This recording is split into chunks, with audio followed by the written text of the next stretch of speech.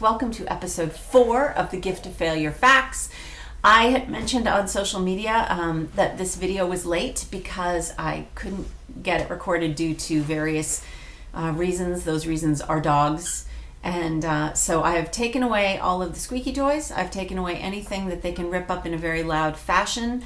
And I'm just going to hope that they are well behaved. I got to interview writer Kristen Higgins recently, and she conducted the entire interview with her dogs in the room, and so I view that as a challenge. All right, so the question I'm going to answer today is this. Jess, you've told us now that all these things we're doing to motivate our kids don't work, but the school and society and culture tell us that what we're doing is supposed to work. So now I feel really dumb. Thanks. What do I do? Well, the answer is don't feel dumb, because it's not your fault that you're using all of the tools that society says are supposed to work for kids. The problem is we've set education up with flawed reward structure. So what do we do about that? Don't feel dumb, number one. Number two, get some information, and that's what I'm here to give you today. Okay, from the beginning, we have two kinds of ways to motivate people. Those things are, or ourselves, by the way, those things are extrinsic motivators that come from outside of us. Things like pay for grades, or short-term bonuses, or if you just get up a certain GPA, you can have this new iPhone. Or negative extrinsic motivators, and when I say positive or negative, I'm really talking about our perception of them. Negative extrinsic motivators can be things like if you don't keep up a certain grade point average, you're grounded, or I'm gonna keep an eye on you through this portal every week, every day, 10 times a day. I'm gonna log on and check to see what's going on. So don't you mess up. You turn all those things in and get those good grades. That's surveillance and control. The way that these extrinsic motivators work on us is this. They work really great in the short term. They work really well as a one-off. They work really well for a very short period of time. They actually work well if you're trying to get someone to do something that requires short-term focus, or get them to do something that's really simple and doesn't require a lot of planning. But if you want to get kids to do something that requires long-term focus, investment in the thing itself, simply for the sake of the thing itself, for the sake of learning, for the sake of becoming, for the sake of being a better human being, being a more well-rounded human being, extrinsic motivators don't work. I'm sorry. So sticker charts, they don't work. Pay for play doesn't work, not over the long term. Like I said, go check out Dan Pink's Drive. Go read Edward Dece's Why We Do What We Do, The Science of Self-Motivation. Go read the over 40 years of really good research we have on this, including the meta-studies that look at why the studies are good and why we know for a fact that this stuff doesn't work for humans. Okay, so if extrinsic motivators don't work, what do we do? Well, we need intrinsic motivation. Anyone who has experienced that moment where you're doing something and you're so wrapped up in it that time and space seems to fall away. That's being intrinsically motivated. That's flow. That's Lahey Csikszentmihalyi's Flow. It's on the bookshelf behind me somewhere. Lahey Csikszentmihalyi's Flow. Read it. It's a great book. For every kid, it's going to be different. For my kids, it could be playing guitar or running or Minecraft or whatever. For me, it happens to be, cross-country skiing or writing or, any of those other things I do, not because I'm trying to win a blue ribbon for them. I'm never going to win a cross-country skiing race. I just love doing it, and it engages my brain. It's just the right level of difficulty so that I'm fully in, and I achieve this state of flow where time and space falls away, and hours could go by, and I don't get bored, and I don't get tired, and I don't get hungry, and it's an amazing state. That's also where the best learning happens. In my classroom, I can see it when it happens. It's when people aren't looking around at the clock waiting for class to end, or the bell rings and nobody moves. And that's when really good learning happens. And I don't mess with that, frankly. I've been known to keep kids after the class, after the bell rings, simply because I don't want to mess with it. So how do we achieve that in kids? Well, here's the thing. In order to do that, in order to achieve intrinsic motivation, we need 3 things. This is Edward Dece. Thank you so much, Mr. Dece, Dr. Dece, Professor Dece. We need autonomy. We need to help kids feel competent, and we need to make them feel connected. I'll address all of these things separately in different videos, but essentially autonomy means that we have to give them some more control over their learning. We have to allow them to choose the means by which they learn things. If that means project-based learning, if that means more independence in class, if that means they direct more projects themselves, then that's what that means. There's a really great video, a documentary, by the way, called Most Likely to Succeed. It's about a school called High Tech High in California. The documentary was directed by Ted Dintersmith. It's based on a book by Ted Dintersmith and Tony Wagner. Highly recommend it. If you want to see what intrinsic motivation looks like in a school setting, go watch that DVD. It's fantastic. Or that, sorry, DVD. I'm old. Go watch that documentary. It's fantastic. Autonomy, control over the details of the tasks in your life. Competence, not the same thing as confidence. Competence means confidence based on actual experience.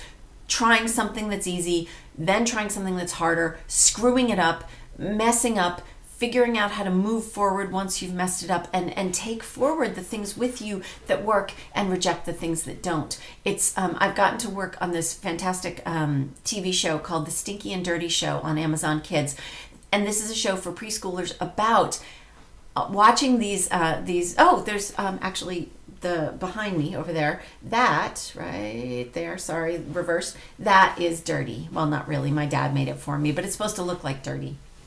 Stinky and dirty are machines that have to achieve a goal, have to do a task, and they have a child's way of looking at that task, and they come up with a completely ridiculous solution for how to do the task, and they try it and it doesn't work, and that's okay, because then they achieve some level of competence about what doesn't work. And that apocryphal thing that people think that Edward Einstein said about, learning 1,000 ways not to make a light bulb. He didn't actually say that, but whatever. It's a nice apocryphal statement. You have to be able to take forward with you the things that work and leave behind the things that don't. And that's what Stinky and Dirty do. They go forward, they try things out. The things that don't work, they get rid of, and the things that do work, they carry forward with them. And that requires some intellectual bravery. That requires emotional bravery. That requires a community that's supportive of them in the mistakes that they make. That's hopefully what teachers create in really great classrooms. And giving kids that opportunity to feel competent, not just confident, not just, I think I can do this. Parents have told me that I'm brilliant, so I'm sure I can do this thing. That's confident, not competent. We need competent kids. We need kids who can try something easy, get feeling good about it, try something a little harder, not feel like that there's just no way that they could do it and flip out. We need kids who can say, okay, I tried that thing over there and got a couple things wrong and got a couple things right, and I'm going to take the things I got right forward with me. I think I can figure that out. That's competence. Connection, the third part of this triad that builds intrinsic motivation, is connection. For parents, it's really pretty simple. I say this when I go out to talk to parents a lot, and I hate to say it this bluntly, but it's really true. One, we have to love the children we have, not the children we wish we had. I know. And we have to not love them more based on their performance. And I know I say I would never in a million years do that, but think about how you react when they come home with a good grade versus a low grade. And just think about the signals we send to them about how much we love them based on their performance at school. I'll address that in another video sometime too. But as to the question of why this one parent felt really dumb for doing simply what the schools told her to do, the schools say, teach your kids to get good grades, help your kids get good grades, because good grades are all. Good grades are what will help your kid get into college. Well, grades are extrinsic motivators. Honors are extrinsic motivators. The honor roll is extrinsic motivator. Praise from teachers, praise from parents, love and all of these things are extrinsic motivators, and can we get around them completely? Absolutely not. I'm not an idiot, but we can try to focus more on the process than the product. We can try to focus more on the learning than the grade that might result from whatever efforts you put forth to get good grades in school. I'm not saying we have to throw away grades either. I do think that there's problems with our current grading system. I do think it's really hypocritical of some schools that are attempting to move toward supporting the whole child and yet still telling parents that grades are the be-all end-all. I think we really need a climate change. We need a change in how we I think grading A through F grades stink. I've written about that for The Atlantic. It's an article called Why Letter Grades Deserve an F. There are alternatives. I have written about that too in that article, Why Letter Grades Deserve an F. I wrote about a thing called standards-based grading that actually is based on is really focused on whether or not kids learn, not in exchange for a grade. So I guess we should feel a little bit bad about the fact that we're setting kids up to be less motivated to learn, less interested in learning, focused completely on the grades to the point of anxiety and obsession. We've created portals where parents and kids can, log in 10 times a day to see what their grades are. And then we tell them, no, don't focus on the grade, focus on the effort. Well, wow, what hypocrisy. I think that we should feel a little bit bad about that. I don't think we should feel dumb. I just should feel like, well, we made some mistakes. How can we do better? We made some mistakes. How can we do better? That's modeling for kids. That is modeling better behavior. That is modeling a positive adaptive response to mistakes. So how do we do better? Well, we take some of the focus off of grades. They're actually, and I know the other question I get is, yeah, but what about college? I hear you, I do.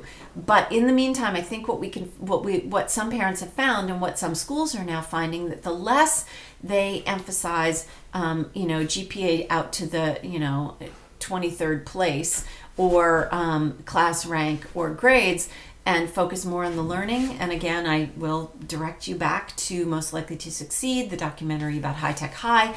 I think when we really focus on the process of learning, that kids will learn more.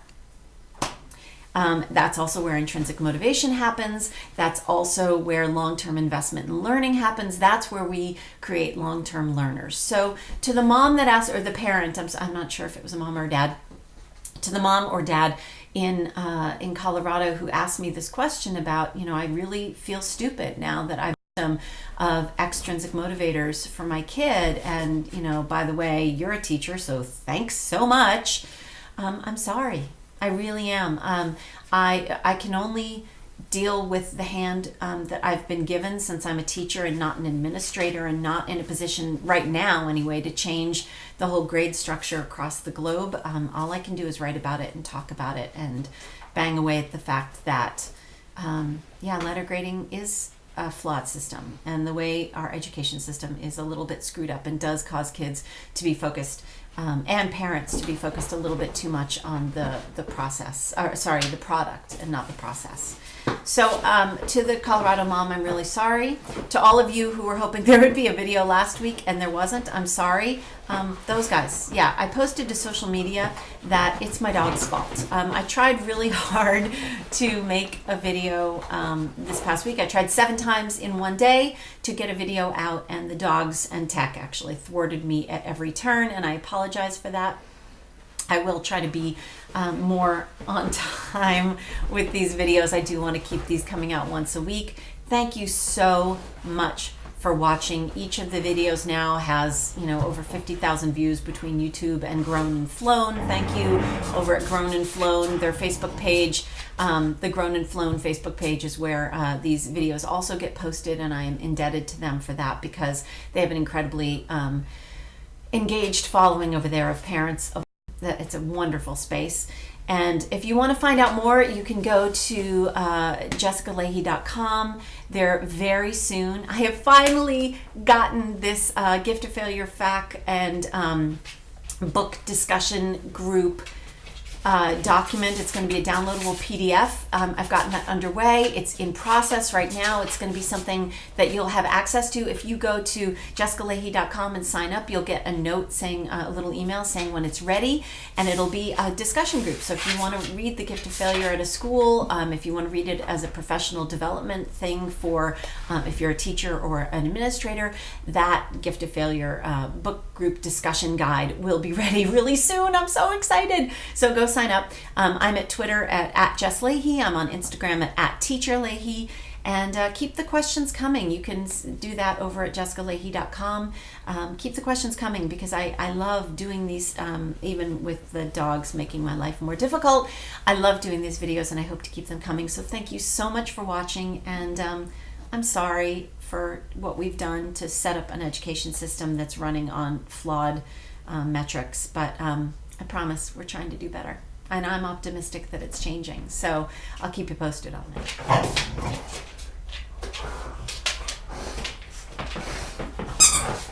Squeaky toys. Fighting. Squeaky toys.